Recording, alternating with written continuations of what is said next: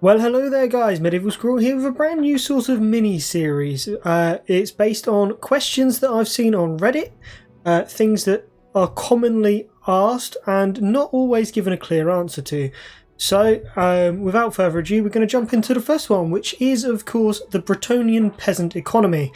Now, this can be somewhat confusing for some people. Basically, you trade having supply lines like pretty much all the other factions, and instead you get your own sort of special supply line that only affects about, I don't know, 60% of your troops.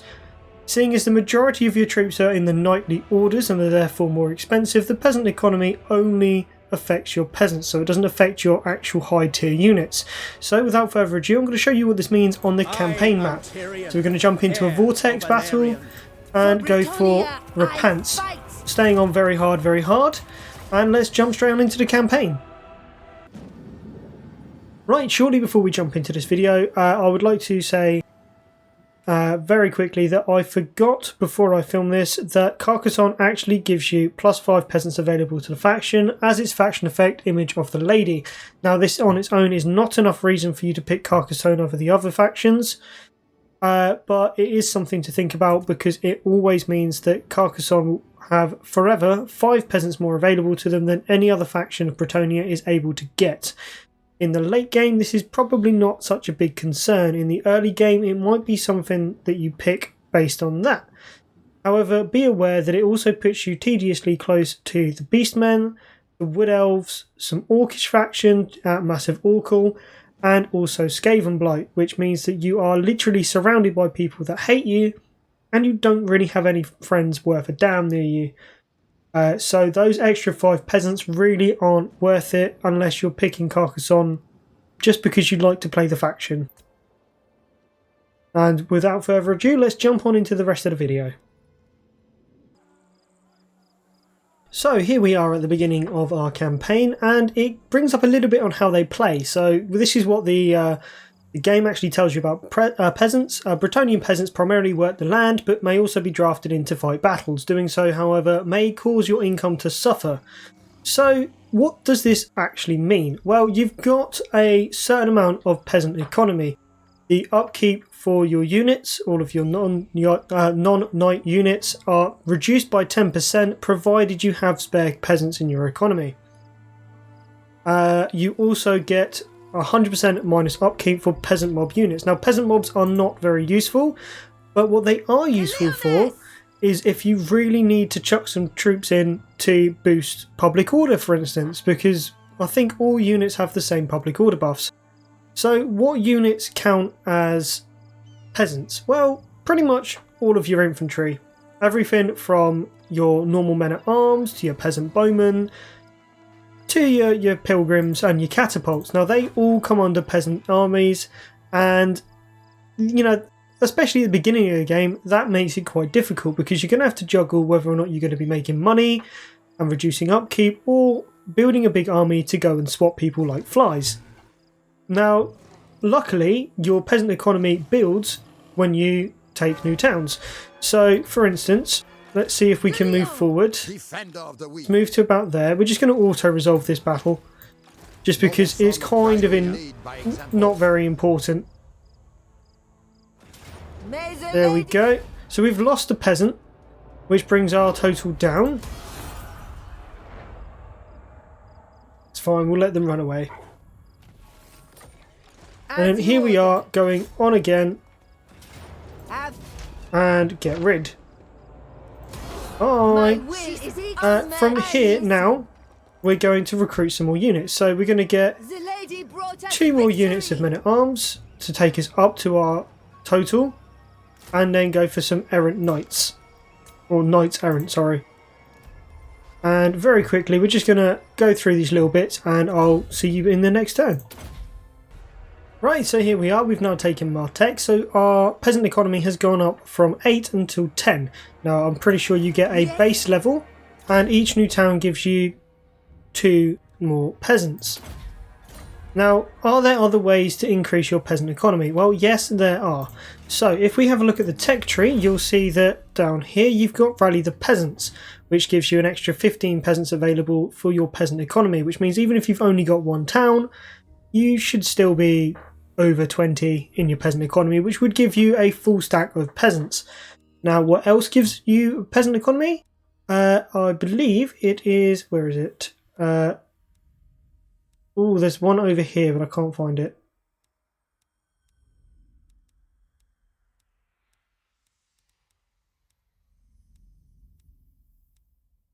Here we are, water pumps. Each of your regions can sustain an extra peasant unit, which means both of these regions would then add me 1. So what does this mean in the long term? Well, basically, I'm going to go forward a few turns, cut out all the boring bit for you, and show you what the result is. See you in a minute.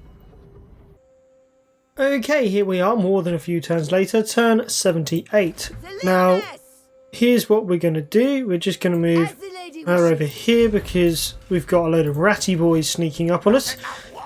So, how have I got this peasant economy? So, we've got all the towns. Let's have a look at the tech tree as well. We haven't gone for Rally the Peasants because we didn't really need it, but we have got the water pumps, which means each of my each of my regions is now giving an extra peasant.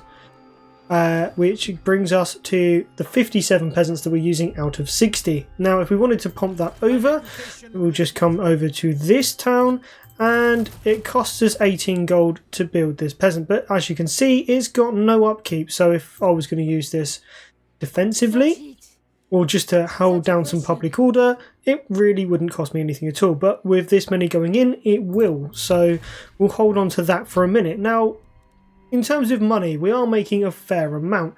Quite a lot of this is off of farms because, quite frankly, they earn more money. So it does benefit me in this particular instance to go for the farms.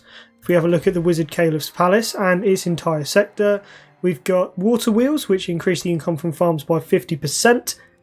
And the landed estates, which is the top tier of farms, which grants 600 income a turn. So each of these farms is now making 900 a turn. And that in turn brings me a lot of money. The more peasants I have, you know, the less I'm spending on everything.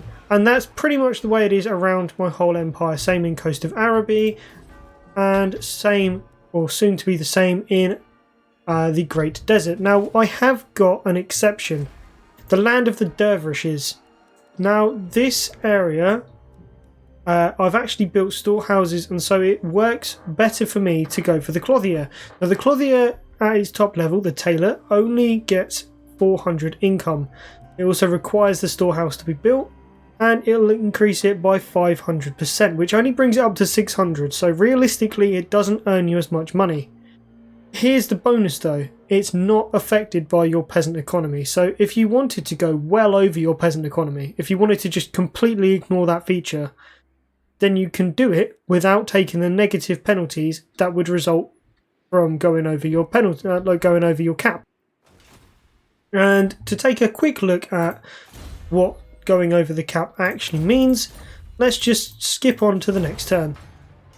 So we've dropped about £1,000 in income because of this. Our income from farms has gone down to minus 5%. So we are not losing that much realistically.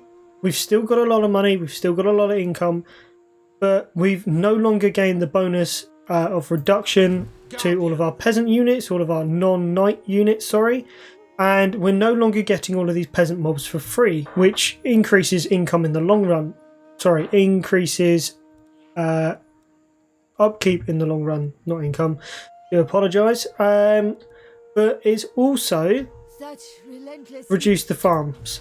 So if we take a look at this now, you're no longer going to be making 900 off of your landed estates.